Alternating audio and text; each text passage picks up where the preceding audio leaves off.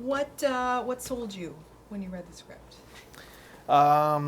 Scott, conversations with Scott. The script was one that just, I never sort of articulate it, but you just get a gut feeling about a script, and if it just sticks with you for a while after, that's really the test for me, is how do I keep thinking about it, and for how long do I keep thinking about it. And but then it just wasn't possible to get it together because I was in the middle of making a film, and it just wasn't going to happen. And then it was just it was actually quite impulsive. I called up Scott just to be supportive because I assumed he'd moved on and he would have cast somebody else and he'd be making the film. And I just want to be supportive and say good luck with it. And called him up and said, who are you making it with? And he said, no, I told you, you're the only guy I'd make it with. And so I said, oh, wow, all right, well, I've got, 3 months free. Can we get it together? And he did. He got it together really quickly. We shot it out. I did like 27 days on this. And, it's fantastic. Yeah. Who would you like? How would you describe Russell? He's a stoic individual. He's a guy who stays, He's a guy who, regardless of the conditions of his family and his town, he is a loyal through and through man. He's very archetypally American, but he's finding that he, like the furnaces around him, have become irrelevant through no fault of his own. He's always done the right thing. He's a decent man, but he sees the town he lives in, he sees his whole life, he sees his hopes and dreams just dashed, and any future plans just, obliterated, and then something occurs, and he has to make a decision of does he hold on to this moral code that he's always had his entire life, which has unfortunately been wonderful, but and correct thing, but it's brought him nothing, or does he descend into violence and retribution, but in a very justifiable manner? Yeah.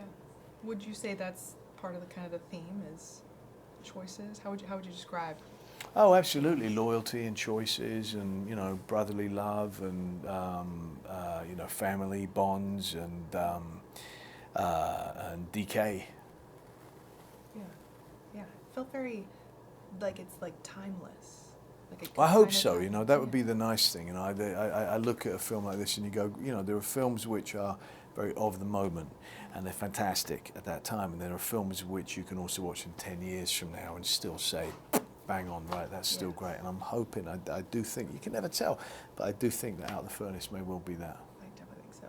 What was the experience like with Mr. Harrelson and Mr. Affleck? Great. I'd really fought with Scott fought together with Scott to have Casey play Rodney. There were lots of suggestions for other very good actors, but Scott and I just really felt like we thought Casey was so talented, and he would be great at it, and man, he does a wonderful job. And then with Woody, it's great. He's one of the nicest guys you'll ever meet in the world, and he's one of the most terrifying bastards you'll ever come across, in this film. Yeah, that was hard to watch, but in a good way. Mm. And Mr. Cooper, what kind of director is he?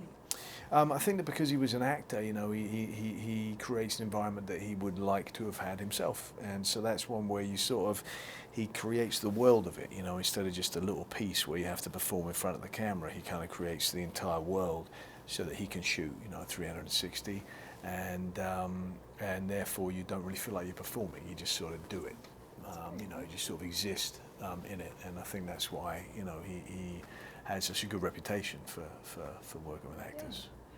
How did filming on location in Braddock kind of enhance? Oh, absolutely. I mean, it just wouldn't have been the same without it. It wouldn't have worked. Being in the real place, feeling the kind of rawness of it.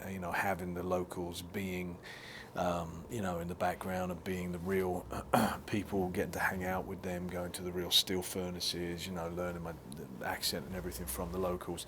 It all makes such a huge difference and leads to the ability to really sell the film in a proper way and just sort of have it exist. Yeah, I'm curious, and not to ask too much about process and go inside baseball, but do you kind of change the way you get into the headspace depending on what actors you're playing off? How would you describe kind of how you... No, I would say you change it just depending on what film you're doing, what director you're working with, what style he's going for. I don't like to have any one technique. You know what I mean? You switch it up for whatever feels necessary, and then obviously with each actor, you just play off and you see what happens. You know, you don't decide ahead of time how you're gonna respond to anybody. You do it at the moment. Nice.